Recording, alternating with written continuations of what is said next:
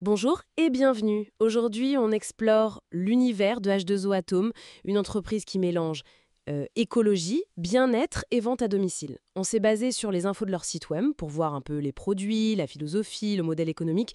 L'objectif, c'est de comprendre ce qui fait H2O Atome. Cette combinaison de produits verts et de vente directe. Alors, comment ça marche tout ça? Décortiquons un peu. Bon, H2O Atome, l'idée de base, c'est le nettoyage écologique, surtout à l'eau, avec des microfibres, moins de produits chimiques. Et puis, ils ont aussi développé une gamme bien-être, bio, oui, et tout ça, c'est vendu comment? Pas en magasin, mais par des conseillers, c'est ça? Exactement. Des conseillères et conseillers indépendants. C'est le cœur du modèle. Et ça fait un moment que ça dure, plus de 25 ans. C'est une boîte qui a l'air solide, en croissance, des milliers de conseillers, des millions de clients. Ce qui ressort beaucoup, c'est cet engagement humain et éco-responsable. C'est vraiment leur pilier. D'accord. Parlons produits alors. Côté nettoyage, il y a beaucoup de microfibres. Ils disent technique. Qu'est-ce que ça veut dire concrètement? Souvent, ça veut dire des tissages spécifiques. Une pour les vitres, par exemple, qui est censée ne pas laisser de traces juste avec de l'eau. Une autre pour la poussière, à sec. Le principe, c'est vraiment l'efficacité avec très peu, voire pas du tout de détergent. Mhm. Et ils poussent aussi des alternatives plus durables, comme le solide vaisselle ou la lessive solide. Ah oui, cette tendance du solide, du rechargeable, on la retrouve dans le bien-être aussi, j'imagine, hein. Tout à fait. C'est très cohérent avec leur démarche.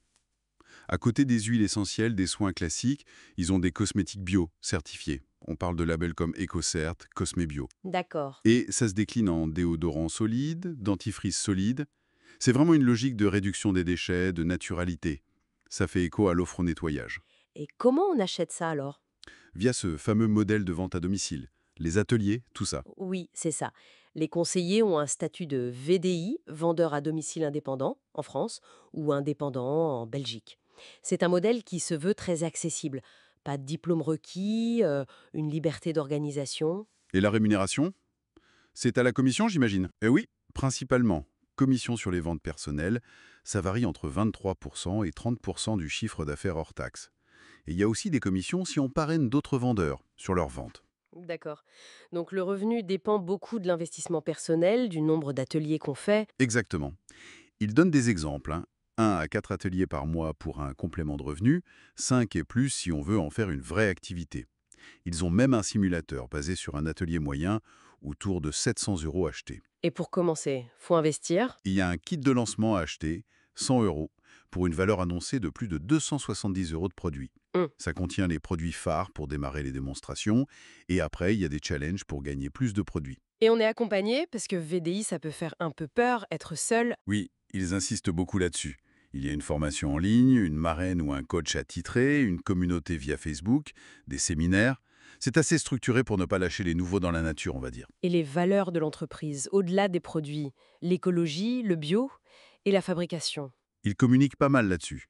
Ils disent que 85% du textile est fabriqué en Europe, les consommables nettoyage en France ou Belgique, les cosmétiques en France. Ah oui, quand même. Ils affichent les labels bio, le fait de ne pas tester sur les animaux.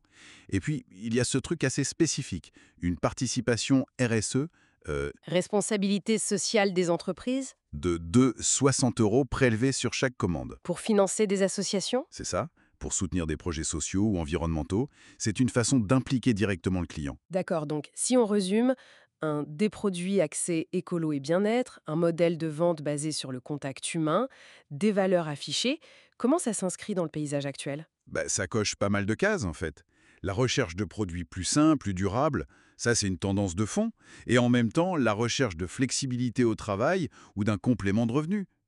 Le modèle VDI répond un peu à ça. Et le rôle du conseiller est clé. Ah oui, fondamental. C'est pas juste un vendeur. Il explique, il montre comment utiliser une microfibre juste avec de l'eau. C'est un guide personnalisé.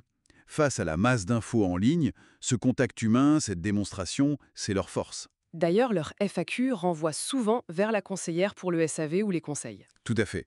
Ça renforce ce lien. Donc au final, H2O Atome, c'est un peu la rencontre d'un modèle de vente assez traditionnel basé sur la relation, la réunion, avec des produits très actuels qui répondent à des préoccupations d'aujourd'hui, écologie, naturalité. Exactement. C'est un mariage intéressant. Et ça nous amène peut-être à une question pour conclure. À l'heure où tout passe au digital, où on commande tout en un clic, quelle place, quel avenir pour un modèle qui repose autant sur le contact physique, la démonstration en personne, la convivialité d'un atelier chez quelqu'un, même si c'est pour vendre des produits parfaitement dans l'air du temps, comme ceux qui misent sur le durable et le naturel? C'est une vraie question.